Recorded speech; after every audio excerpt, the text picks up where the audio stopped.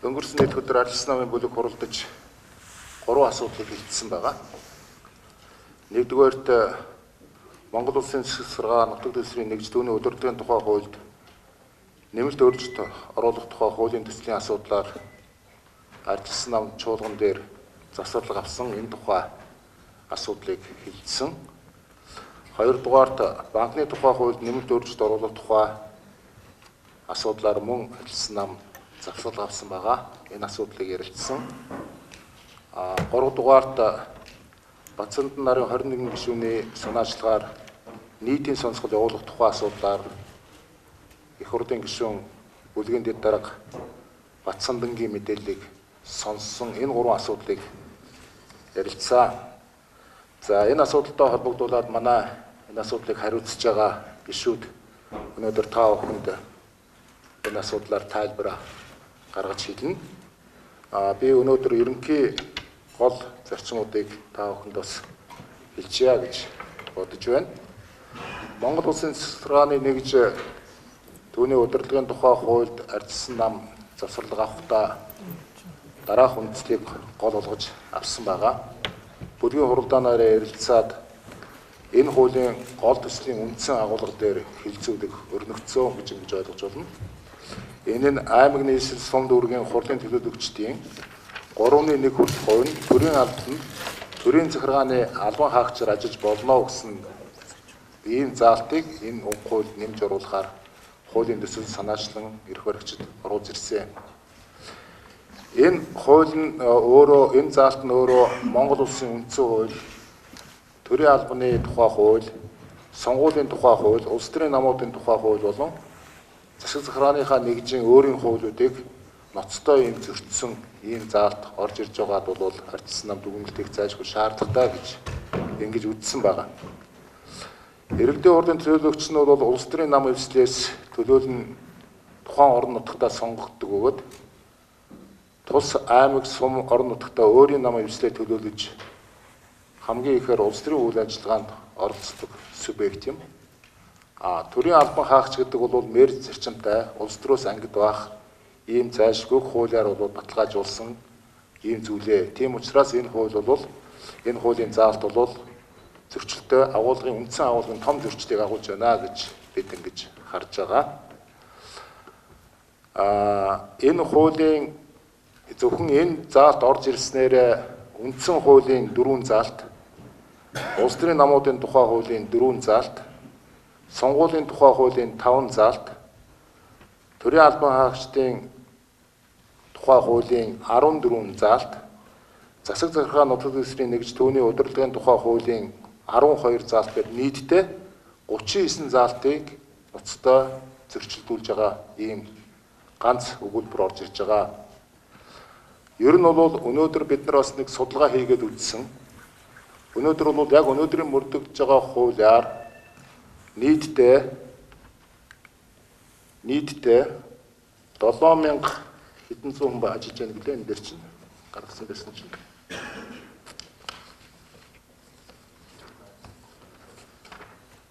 Нийтдээ 7240 иргэдийн төлөөлөгчдийн хурлын төлөөлөгч нарын аймаг нийслэл сум дүүргийн төлөөлөгч нарын хэрвээ 30%-ийг 3.1-ийн төрийн захиргаанд оруулж ажилуулъя гэвэл 2340 хүнийг одоо 2340 улс төрчийг төрийн албан руу хуулийн хүчээр ингэж оруулах ийм нөхцөл боломжийг олгож байгаагаараа бол энэ төрийн албыг улс төржүүлэх хамгийн том шийдэл рүү алхаж байна гэж бид ингэж харж байгаа.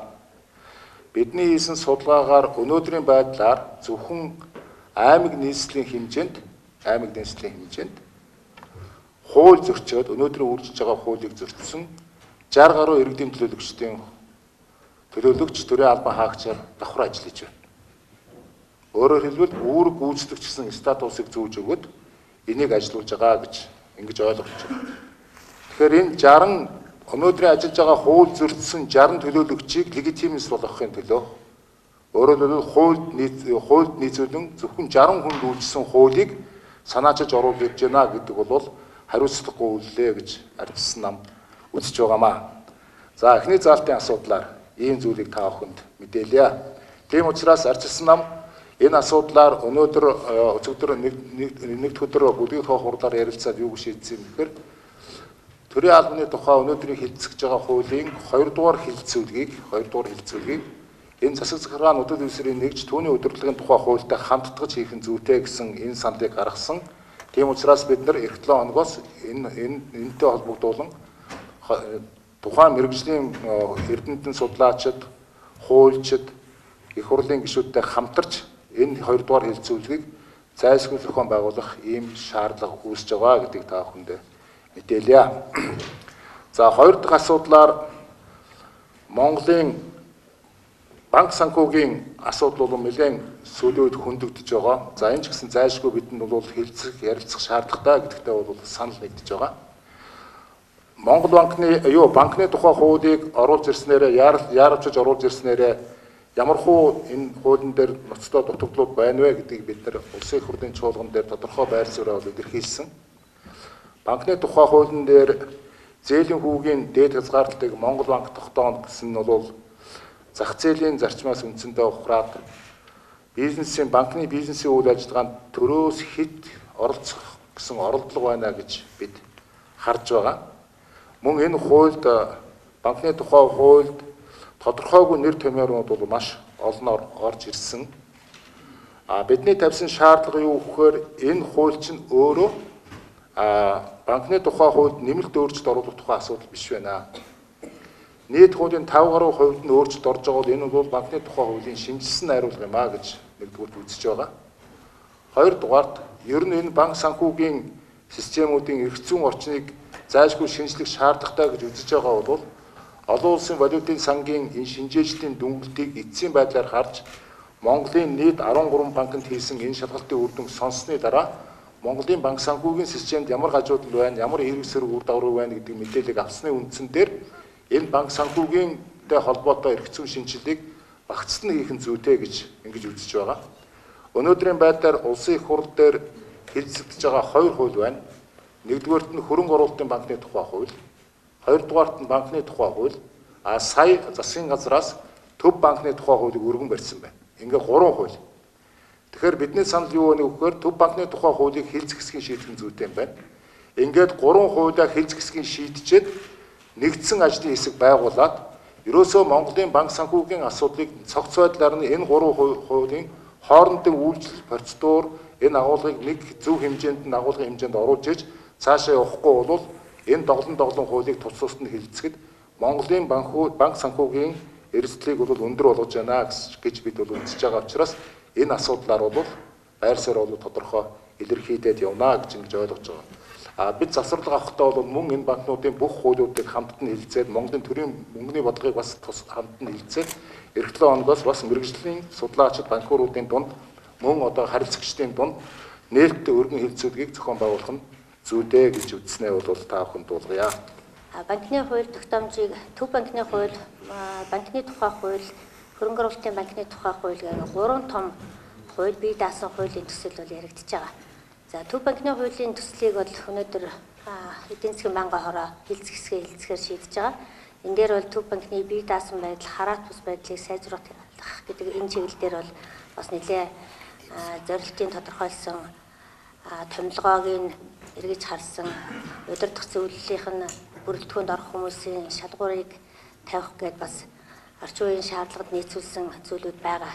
Тэгээ энийг цааш нь бас нэлээд сайн үзэж харах дүгнэлт хийх хэрэгтэй байгаа. За банкны тухай хуулийн дээр бол сая бүлгийн дарга хэлсэн 3 зүйл дээр бол бид маш их анхааралтай байхгүй бол өнөөдөр одоо нуухын авах гээд нүдийн сохлоногчээр өнөөдрийн болж байгаа эдийн засагт өөрийн үүрэг оройлоо гүйцэтгэж явж байгаа банкныхаа салбарыг бас доголдуулаад харилцагчид хөрөнгө оруулагчдын итгэлийг алдах тийм нөхцөл байдал руу төлөвлөж өгөх гэдэг болгоомж байгаа. За нэгдүгээрт саяны хэлдэг банкны зээлийн үгийн дээд хязгаарыг тогтоох тухай заалт банкны тухай хуулийн 11 дээр банк эрх үүхийн хуулийн этгээдийн мөнгө хадгаламж төлбөр тооцоо банкны зээлийн үйл ажиллагааны тухай хуульд бас нэмэлт байдлаар ингэж орж ирсэн байна. Энэ бол үүндээ яг өнөөдрийн цаг хугацаанд бол энэ хуулийг заавал оруулах бол шаардлага ийм зохицуултууд манайд байхгүй гэж харж байгаа. Яг гэвэл сая өнгөрсөн 7 хоногт Монгол төрийн одоо мөнгөний бодлогын үндсэн чиглэлийг баталсан. Тэр чиглэл дотор зээлийн хүүг бууруулах цогц арга хэмжээнүүдийг агуулсан стратегийг Монгол банкын жил боловсруулж батлуулж хэрэгжүүлээгээд нэг гараараа их хурл Монгол банкнд үүрэг өгсөн байгаа.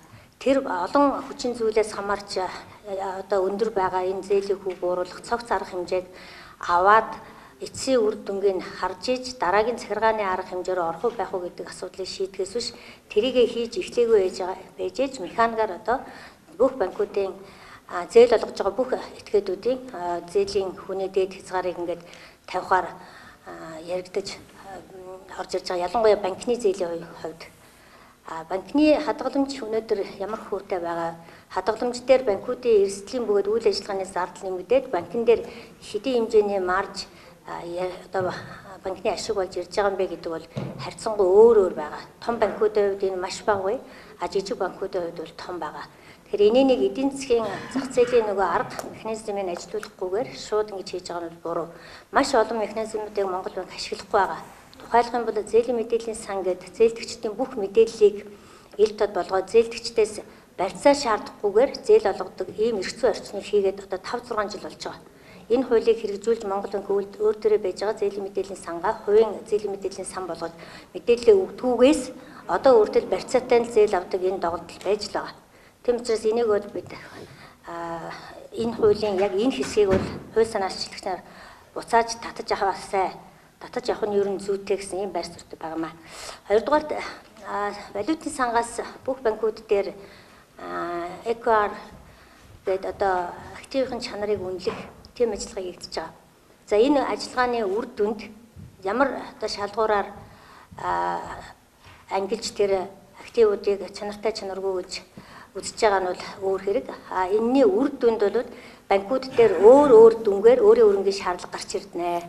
Заримийнх нь ихээр шаардагдах бах, заримд нь өөрийн өрнг арай багаар шаардагдах бах. Гэтэл энэ арга хэмжээнийхээ эцсийн үр дүнийг үзээгүй жиж Монгол банкны ерөнхийлөгч сая энэ 11 сарын 30-нд бүх банкуудын дөрмийн санг 100 тэрбумаар нэмэгдүүлэх юм шийдвэр бас гаргацсан байна. Энэ шийдвэрийнхаа дагуу 12 сарын 1-ний дотор энэ өөрийн өрнгийг 100 тэрбум болгох их үүсвэрээ ол энийг хөрөнгө оруулагчтай ол энэ төлөвлөгөөгөө боловсруулж ирээ гэдэг ийм бас захиргааны шинж чанартай шаардлагыг өгсөн байгаа. Ер нь бол Төв банкнаас сүүлийн үед ийм мөнгөний бодлогын арга хэрэгсэл зах зээлийн үндсэн арга хэрэгсэл зарчмуудыг хэрэглэхийн оронд ийм шууд захиргаатсан ийм хэм хэмжээнүүдийг гаргаад байгаа нь энэ банкны сектортээ ер нь ашиг тус авчрах уу эсвэл сөрөг өрнө үзүүлэх үү гэдгийг олон талаас нь бодох, үзэх, дүгнэх шаардлагатай байна. Энэ хуулийг гаргаснаар энэ банкны системд ямар үр нөлөө гарах вэ гэдэг үр нөлөөлийн судалгаа бас хийгдээгүй байгаа. Ийм учраас ийм үндслүүдээр энэ хуулиудыг бид нэлээд нухацтай ажлын хэсгийн хүрээнд өргөн авч үзнэ гэж бодож байгаа. За хэдийгээр энэ банкуудын дөрмийн санг өөрийн хөрөнгийг нэмэгдүүлэх дөрмийн санг нэмэгдүүлэх ч гэсэн өнөөдөр манай банкуудын хувьд бол liquidity буюу банкуудын үндсэн төлбөр тооцоо гүйцэтгэх чадвар сайн байгаа. Тийм учраас ард иргэд бол бас итгэлтэй авах хэрэгтэй. Энэ банкны системд бол төлбөр түргэн гүйцэтгэх чадвараа хийж чадахгүй дампуурах банк бол өнөөдөр байхгүй. Энэ олон тайлбар нь тодорхойгүй битүүлэг арга хэмжээний үр дүнд иргэд харилцагчид банкнд итгэх итгэл нь буурч болцсохгүй. Тийм учраас би энэ үгийг ард иргэдэд хандаж хэлж байгаа. Банкны систем бол төлбөр тооцооны хувьд сайн гүйцэтгэж байгаа гэдгийг. Хоёрдугаарт энэ банкн дээр өөрийн хөрөнгийн хүрэлцээ тавигдаад ирэхээр гадаад дотоодын хөрөнгө оруулагч нар, хувь нийлүүлэгч нар хэрэгтэй болно.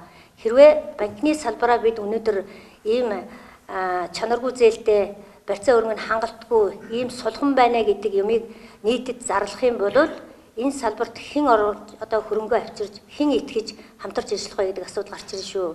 Валютын сангийн шаардлага байгаа өөрийн хөрөнгийн хүрэлцээний одоо энэ активын EQR-ын дүнг нийтэд зарлал гэсэн гэдэг яриа Монгол банкны дотор явж байгаа. Би эрхвч Монгол банкны ерөнхийлөгч мэргэжлийн хүний хувьд арай энэ өөрийн хөрөнгийн дутагдлын талаарх банкуудын байдлыг олон нийтэд ил тод зарлахгүй байхаа гэж найдаж байна. За нийтийн сонсголтой холбоотой асуудал олон нийтийн анхаарлын төвд байгаа. Батын хурцыг Өмнө Солонгос элчин сайдаар томилогдох асуудлаар Улсын их хурлын 21 гишүүн нийтийн сонсгол хийх нь зүйтэй гэдэг санал гаргаж Улсын их хурлын дарга болон холбогдох байнгын хороонд хүргүүлээд байгаа. Хотын хурцтай холбоотой олон өргөдөл гомдол улсын хурал дээр байгаа учраас нийтийн сонсголоор оруулж өргөдөл гомдол гаргагчдын үгийг сонсох ёстой. Улсын хурал энэ дээр өөрийн байр сууриа тодорхой болох ёстой гэдэг зорилгоор 2015 оны 7 сарын 8-ны өдөр батлагдсан 2016 оны 1 сарын 1-ээс эхэлж мөрдөгдөж эхэлсэн нийтийн сонсголын тухай хуулиар 21 гишүүн саналаа гаргасан. Энэ асуудлыг ардчилсан намын бүлэг энэ 7 хоногийн нэгд өдөр болсон хуралдаанаараа ярилцсан байгаа. Бүлгийн гишүүд 100% Батын хурцтай холбоотой асуудлаар нийтийн сонсгол хийх зүйтэй юм байна гэдэг байр сууринд хүрсэн. Тэгэхээр мэдээж бас энэ асуудал нийгмийн анхаарлын төвд байгаа. Олон нийтийн сонирхлыг татж байгаа. Учираас эрх баригч намын бүлэг бас энэ асуудлыг дэмжих баха гэж итгэж байна. Нийтийн сонсгол гэдэг институт бол барууны орнуудад олон зуун жил хэрэгжиж байгаа гэдгийг та бүхэн мэднэ. Монгол улсад анх удаа зохион байгуулагдаж байгаа юм а. Нийтийн сонсголын олон төрлүүд байдаг. Томилгооны сонсгол, ерөнхий хяналтын сонсгол, төсвийн сонсгол, бодлогын сонсгол гэдэг олон төрлүүд байдаг. Миний хувьд бол томилгооны сонсголын хийя гэдэг сарлыг гаргасан ардчилсан намын бүлгийн гишүүд дэмцэн гэдгийг та бүхэндээ дуулгахыг хүсэж байна. Төгөөтэй холбоотой асуудлууд улам л ойлгомжгүй болоод байна л да. Эрдэнэт гишүүний өрөөнд яг юу болсон бэ гэдэл тийм ээ. Тагнуулын ерөнхий газрын дарга хурцсан нэг өөр юм ярьдаг. Бацандан гишүүнийг өөр юм ярьдаг. Болд гишүүн бас нэг өөр юм ярьдаг. Тэгээ энд бол одоо үзэгчид ард түмэн бол үнэ ойлгомжгүй. Нэгдүгээрт. Хоёрдугаарт Эрдэнэт гишүүн болон болд гишүүнд Тагнуулын ерөнхий газрын дарга хурц 20 онд би намаасаа дэвшнэ. Дэмжээрэй гэж хэлсэн юм уу?